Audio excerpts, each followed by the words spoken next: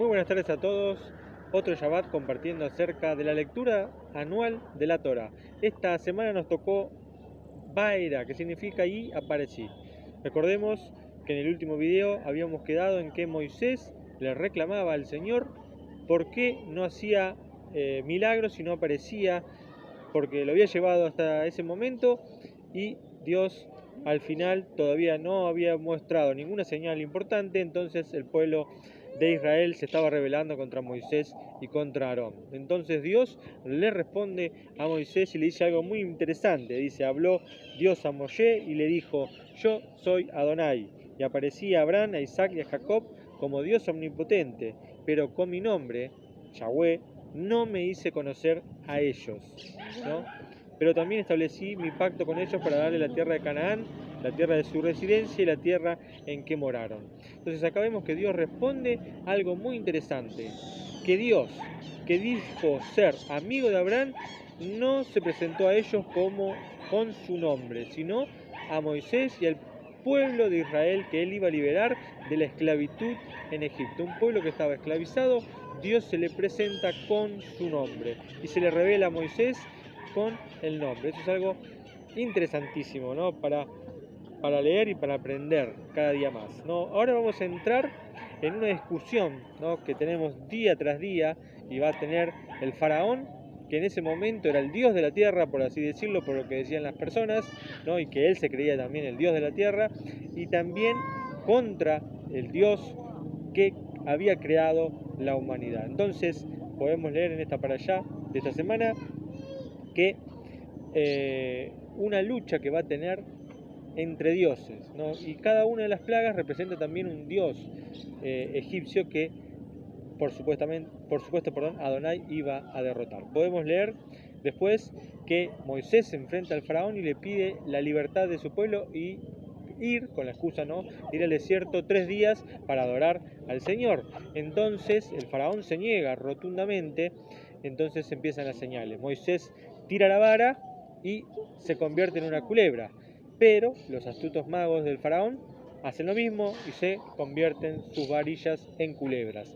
Obviamente que la de Moisés prevalece y es la que come a las otras dos, pero el faraón, al ver que los magos hicieron lo mismo, no le llama la atención y decide no ir al pueblo de Moisés. Por ende, Dios le dice que vaya al río Nilo y que se presente ante el faraón, ¿no?, y que le diga lo que iba a suceder. Acá vemos que Dios advierte, cada plaga le avisa al faraón lo que iba a suceder, lo tiene avisado para que éste pudiera tener una respuesta correcta ante la petición de Dios. Pero vemos que el corazón del faraón se va enfriando, ¿no? Podemos ver a lo largo de la historia que el faraón que se enfrentó a Moisés, no sabemos su nombre a ciencia cierta porque la Torá no lo dice, pero hay varios casos, ¿no? Y a mí es una cosa que me gusta mucho, es leer y averiguar sobre la historia. Sobre todo en mucho tiempo atrás buscaba sobre los faraones egipcios, las dinastías, ¿no? Y hay 4 faraones que se pueden interpretar como los faraones que fueron los que se enfrentaron a Moisés. Uno es Amosis, Tutmosis también, Adjenatón y Ramsés, que es el más conocido, ¿no? Si bien el libro de Éxodo arranca con que los israelitas construyeron la ciudad de Pi-Ramsés, ¿no?, y que esa ciudad está comprobada que la formó Ramsés, el periodo del año, que es cerca de los años 1200 antes de la era mesiánica, no concordaría con el periodo descrito en la Biblia, porque recordemos que Salomón en el año 966 aproximadamente empieza la construcción del templo, y ahí tenemos un dato que dice 480 años desde que los israelitas salieron de Egipto. Daría la suma en el año 1446 y podía llevar a los reyes, a los faraones de ese momento, a Amosis y Tutmosis II, ¿no?, que varios historiadores lo ponen como los faraones que enfrentaron a Moisés. De hecho, Tutmosis, según un estudio, el nombre significa ser hermano de Moisés, y aparte Tutmosis es medio parecido también, ¿no?, como también lo es Ramsés. Moisés lo identificaron también ahí. También Tutmosis tuvo la muerte de su hijo primogénito, y muchos de estos faraones también en ese periodo de egipcio bastante complicado entre los reinados, donde los hijos primogénitos también fallecían jóvenes o morían. Entonces no es algo que podemos decir, bueno, este faraón murió el hijo primogénito y es este, porque es algo que recurría en esos tiempos y en esa época, ¿no? Uno de los faraones que para mí es el que se enfrentó a Moisés es Akenatón, aquel que priorizó y dijo que había un solo Dios y que era Atón. Él dijo que un día caminando se encontró con el dios Atón, que era el dios del sol, y que ese era el Dios verdadero. Me llama la atención, poderosamente la atención, si bien la historia lo utiliza como para decir Moisés lo sacó de ahí, la idea de un solo Dios, ¿no?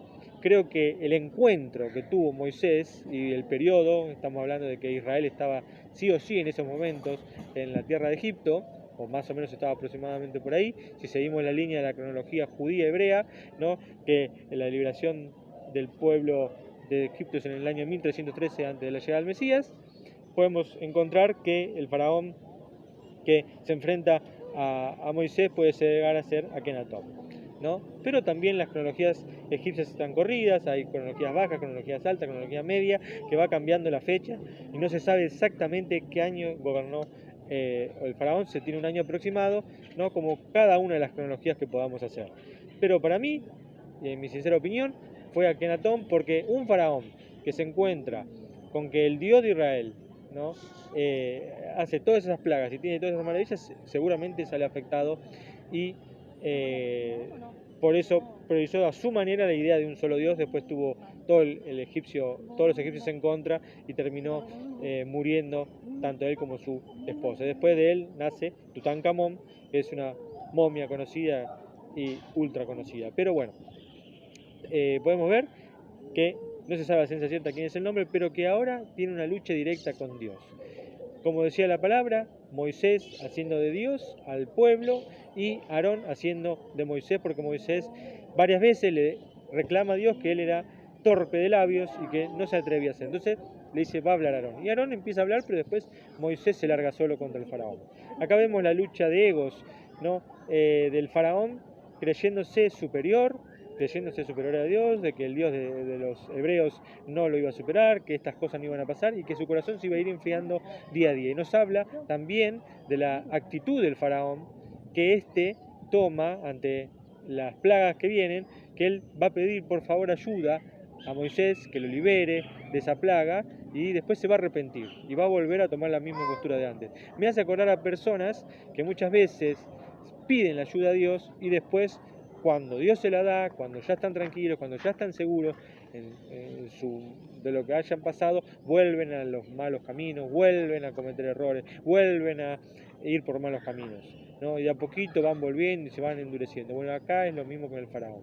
Su corazón se empieza a endurecer. Entonces Moisés va al río Nilo, lo enfrenta, le dice que va a venir, que va a convertir el agua en sangre, convierte el agua en sangre, ¿no? Y todo Egipto por 7 días no tienen agua y por más que hagan pozos lejos de la ciudad no podían beber agua del río Nilo.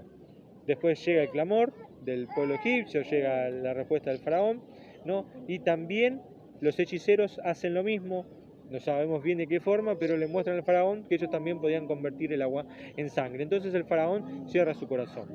Se pasa esa plaga y pasa la siguiente, que son las ranas. Aparece lleno de ranas y obviamente el faraón, ustedes se imaginan vivir en un palacio, vivir en esos lugares donde estaban esos faraones, que tenían hombres que los ventilaban, de repente estaban llenos de ranas y llenos de molestias y llenos de animales, bichos, insectos. Entonces claman y piden a Moisés que lo libere, otra vez lo mismo. Y siempre Moisés diciéndole que iban al desierto a adorar al Señor. Pero el faraón decía, no conozco al Señor, no los puedo dejar ir. O primero le decía, dejo ir a los hombres, nada más al desierto que vayan a orar. Y después le decía, no, ustedes se quieren ir y no los puedo dejar ir. Entonces buscaba excusas, entonces nunca les daba la libertad. Después muere el ganado en otra de las plagas, ¿no? Recordemos que para esa época los faraones tenían animales que eran para ellos dioses. Entonces acá estamos viendo que Dios estaba tocando el corazón de Egipto y estaba tocando sus dioses, no podían responder. Y era un momento de idolatría pura, ¿no? Con respecto a lo que hablaba anteriormente, muchas veces en los libros de historia encontramos similitudes en las historias bíblicas, ¿no? Y que los libros dicen que de acá pudo sacarse la historia de Moisés, de acá pudo sacarse la historia del diluvio, de acá pudo sacarse la historia de Caín y Abel, ¿no? Y nunca valorizan, la historia que está en la Torá, que podemos entenderlo de esta manera también, ¿no? Sabemos que en Babilonia se escribió una historia acerca de un diluvio, entonces eso corrobora que hay dos versiones de que en la humanidad hubo un diluvio. La historia de Moisés también hay una historia similar con un rey de Asiria. ¿Por qué? O sea, la Biblia se copió de ese texto y no el texto copiarse de la historia que quizás ya el pueblo de Israel conocía o se sabía, pero que no había escrito. Significa que la historia pasó, pero que tiene dos puntos diferentes. Eso era también algo que quería dejar en claro en este video, ¿no? Entonces, al faraón de Egipto perecen los ganados, pero Dios hace la diferencia, ¿no? Siempre. En la tierra de Gosén no muere ni un solo animal, ¿no? Y acá vemos a Dios en su máxima expresión, ¿no? Liberando a su pueblo y haciendo parte de lo que pasaba el pueblo egipcio.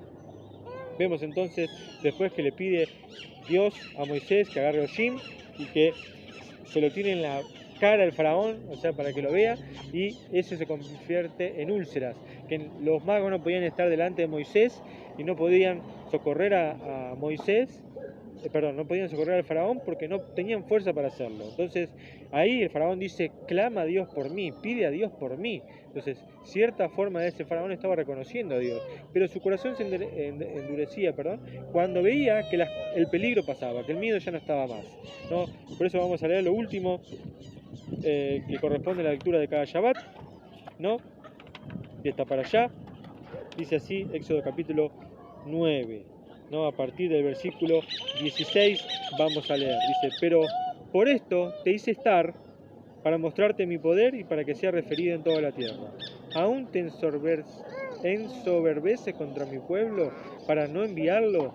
He aquí que haré llover a esta hora, mañana granizo muy fuerte, como no hubo como él en Egipto, desde el día en que fue fundado hasta ahora. Y ahora envía junta tu ganado y todo lo que tengas en el campo, todo hombre y todo animal que fuera hallado en el campo, y no fueran juntados a la casa, y descenderá el granizo sobre ellos y morirán. El que temió la palabra del Señor, de los siervos del faraón hizo huir a sus siervos y a su ganado a las casas. Y quien no puso atención a la palabra del Señor y dejó sus siervos y su ganado en el campo, dijo el Señor a Moisés, extiende tu mano hacia los cielos y caiga granizo en toda la tierra de Egipto, sobre el hombre y sobre el animal, y sobre toda la hierba del campo de la tierra de Egipto. Extendió Moshe su vara en los cielos, y el Señor envió truenos y granizo, y vino fuego a la tierra, e hizo llover el Señor granizo sobre la tierra. Y hubo granizo y fuego mezclado entre el granizo muy fuerte, que no hubo como él en toda la tierra de Egipto desde que fue nación. Y golpeó el granizo en toda la tierra de Egipto, todo en el campo había, desde el hombre y todo el animal y toda la hierba del campo, hirió el granizo y todo árbol del campo quebró. Solo en la tierra de Gosén, que allí estaban los hijos de Israel, no hubo granizo. Envió entonces el faraón, llamó a Moisés y a Aarón y les dijo, pequé esta vez, el Señor es justo, y yo y mi pueblo somos los malvados. Rogad al Señor y basta de truenos terribles de Dios y granizo, y les enviaré y no volveréis a quedaros. Y le dijo Moisés, al salir de la ciudad, extenderé mis manos al Señor, los truenos cesarán y el granizo no será más, para que sepas que el Señor es la tierra.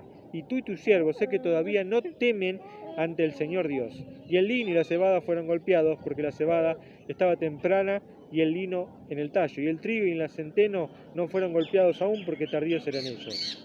Salió Moisés de junto al faraón en la ciudad y extendió sus manos al Señor, cesando los truenos y el granizo y la lluvia no cayó a la tierra. Pero vio el faraón que cesó la lluvia y el granizo, los truenos, y volvió a pecar y endurecerse su corazón, él y sus siervos. Se endureció el corazón del faraón y no envió a los hijos de Israel, tal como habló el Señor por medio de Moisés. El corazón del faraón se iba endureciendo, las plagas iban siendo cada vez más grandes y Dios iba preparando el camino para la liberación máxima, con su muestra máxima de poder ante este faraón que era el Dios de la tierra en ese momento. Vemos ahora Moisés cada vez más seguro, enfrentándose a Faraón cara a cara y diciéndole las cosas él. Ya Aarón prácticamente no intermediaria. Se ven las palabras de entre Moisés, el Faraón, Moisés intercediendo con Dios y el Faraón respondiéndole y pidiéndole la intercesión. Pero después, cuando veía que todo estaba bien, volvía su corazón a pecar y a endurecerse, porque esto era un motivo de parte de Dios para que Él podía mostrarlo con grandes maravillas y milagros y con su gran poder. Esto va a continuar la semana que viene en lo que es Está para allá. Espero que les haya gustado este video y espero que puedan compartirlo también y comentar. Que Dios los bendiga grandemente, que tengan una buena semana, feliz Shabbat, que Adonai los bendiga.